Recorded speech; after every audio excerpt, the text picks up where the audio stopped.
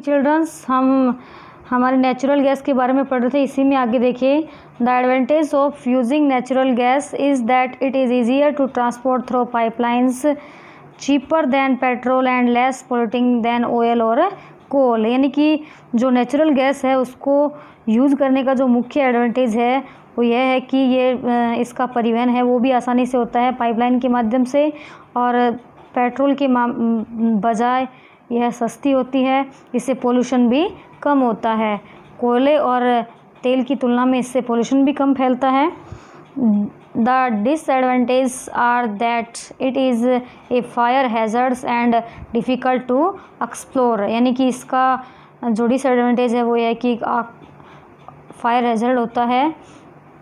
More ever it is not easily available, और यद्यपि यह आसानी से भी उपलब्ध नहीं होती है। हाइडल पावर, जल विद्युत, रिवर वाटर और rain water have been used extensively to generate power by storing it in dams and making to fall from heights. यानी कि नदियों के पानी या फिर वर्षा के पानी को मुख्य रूप से इसके लिए उपयोग किया जाता है, और इससे यानी कि पावर जनरेट करने के लिए इसको बड़े बड़े बांधों में इकट्ठा किया जाता है और फिर इसको ऊंचाई से गिराया जाता है। The falling water flows through pipes inside the dam over turbine blades which are placed at the bottom of the dam. यानी कि जो बांध होता है उसके नीचे वाले स्थान पर ब्लेड या फिर टरबाइन के माध्यम से पानी गिराया जाता है।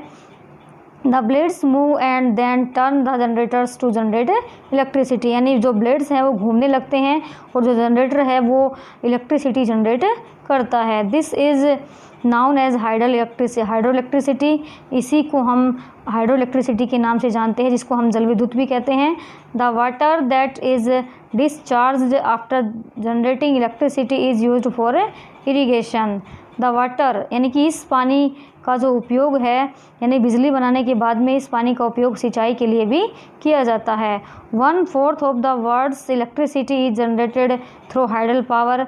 यानी कि पूरे विश्व की 3/4 जो बिजली है वो हाइडल पावर के माध्यम पानी से ही उत्पादित की जाती है। The leading countries that generates hydel power are Norway, Paraguay, China and Brazil. यानी कि मुख्य जो जल विद्युत उत्पादन करने वाली कंट्रीज़ हैं उनमें नॉर्वे है, पैराग्वे है और चाइना और ब्राज़ील हैं। इंडिया है also has some important hydro power stations. यानी भारत के अंदर भी कुछ मुख्य हाइड्रो पावर स्टेशंस हैं जिनमें जल विद्युत उत्पादित की जाती है, जैसे कि बांकरा नांगल है, गांधी सागर डैम है, नागार्जुन सागर है, दामोदर वैली प्रोजेक्ट्स हैं। इनके अंदर भी जल विद्युत है वो उत्पादित की जाती है। The advantage of hydel power plants are that they do not cause pollutions, produce cheap electricity and the water is reusable. यानी कि मुख्य रूप से जो जल विद्युत का लाभ है उससे सबसे मुख्य कारण यह है कि उसमें पोल्यूशन नहीं होता है और यह विद्युत उत्पादन करने के लिए सस्ती विधि है, और इसका पानी भी जो है हम उसको रीयूज कर सकते हैं। It also promotes irrigation and fishing. इसके अंदर सिंचाई और जो फिशिंग है उसको भी प्रमोट्स होता है। Its disadvantages are that it is very expensive and time consuming to set up the hydel power stations। यानी इसके कुछ डिसएडवांटेज भी होते हैं, जैसे कि यह बहुत ही महंगा पड़ता है और इसमें टाइम भी ज़्यादा कंज्यूम होता है हाइडल पावर स्टेशन स्थापित करने के लिए।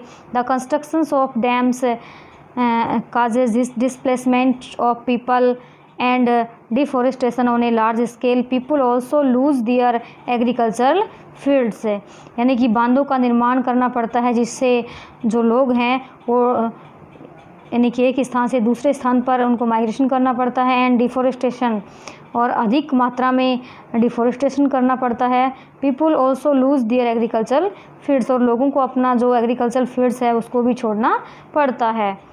Non conventional source of energy, यानी कि जो एनर्जी के नॉन कन्वेंशनल सोर्स हैं, due to increase population the demand for energy is increasing rapidly which ultimately in increasing the use of fossil fuels. यानी कि बढ़ती हुई जनसंख्या और जो एनर्जी है उसकी मांग की आपूर्ति के लिए लोगों को यानी कि अधिक फॉसिल फ्यूल का उपयोग करना पड़ रहा है। Thus the conventional source of energy are depleting, इस कारण से जो परंपरागत संसाधन हैं एनर्जी के वो कम होते जा रहे हैं। It is believed that with the rapid rate of consumption, यानी कि ऐसा माना जाता है कि संसाधनों के अधिक उपभोग के कारण the reserves of coal will be exploited soon, यानी कोयले के जो सुरक्षित भंडार हैं वो जल्दी ही ख़त्म हो जाएंगे। मोreover their use is leading to environmental pollution, इस कारण से इनके अधिक उपयोग भी, यानी जो हमारे कन्वेंशनल सोर्स हैं इनका अधिक उपयोग भी हमारे जो एनवायरनमेंट है उसमें पोल्यूशन फैलता है। Hence there is need for using non conventional source of energy such as nuclear energy, solar energy, wind energy, tidal energy, biogas and geothermal energy sources which are renewable, यानी इसी कारण से हमें जो ऊर्जा के नॉन कन्वेंशनल सोर्स हैं उनको उपयोग में लेने की ज़रूरत है, जैसे कि न्यूक्लियर एनर्जी है, सोलर एनर्जी है, वाइंड एनर्जी है, या फिर टाइडल एनर्जी है, बायोगैस है, जियोथर्मल एनर्जी है, जिनको हम रिन्यूएबल भी कर सकते हैं। उसी के अंदर पहली है सोलर एनर्जी, यानी सौर ऊर्जा। The sun gives out huge amounts of heat and light, सूर्य हमें अधिक मात्रा में ऊष्मा और प्रकाश प्रदान करता है। Solar energy is trapped from the sun in the solar cells which are joined together to make solar panels which converts solar power, यानी कि जो सोलर एनर्जी है उसको हम सूर्य के माध्यम से प्राप्त कर सकते हैं, क्योंकि सोलर जो सेल्स होती हैं उसके माध्यम से सोलर पैनल के ऊपर हम यानी कि सोलर एनर्जी है उसको प्राप्त कर सकते हैं। Solar energy into electricity which is used for heating and lighting purpose, यानी कि सोलर एनर्जी है इसका यानी इसको इलेक्ट्रिसिटी में बदला जाता है और फिर इसका उपयोग हम हीटिंग और लाइटिंग पर्पज़ के लिए कर सकते हैं। This technology of utilising solar energy benefits mainly the tropical countries which are blessed with abundant sunshine, यानी कि जो सोलर एनर्जी की टेक्नोलॉजी है उन देशों के लिए अधिक वरदान साबित हुई है जिन देशों के अंदर अबाउंडेंट सनशाइन यानी कि सूर्य जो है वो उसकी किरणें अधिक पड़ती हैं।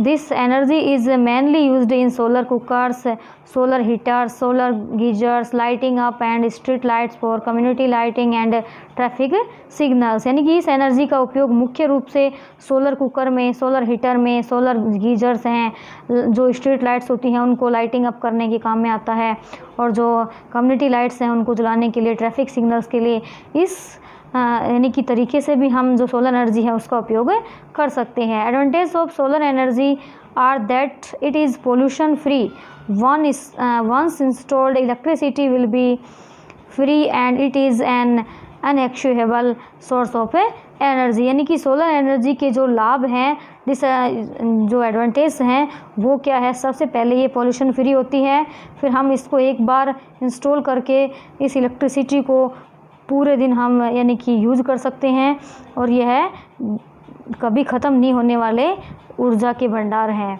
The disadvantage of solar energy is that the solar panels needs quite a lot of space to be fixed, यानी इसके डिसएडवांटेज भी होते हैं सोलर एनर्जी के, जिसमें पहला है कि सोलर पैनल होता है उसको स्थापित करने के लिए बहुत सारे स्पेस की आवश्यकता होती है। It is affected by clouds, यानी कि यह बादलों से प्रभावित होता है, फोग है इनसे प्रभावित होता है, and can be generated only where there is direct sunshine, यानी केवल उन्हीं क्षेत्रों के अंदर विद्युत उत्पादित की जाती है जिन क्षेत्रों में अधिक सूर्य का प्रकाश पाया जाता है। Moreover the quantum of energy produced is low, यानी इस कारण से इनकी जो एनर्जी प्राप्त करने की क्षमता है वो बहुत ही कम होती है।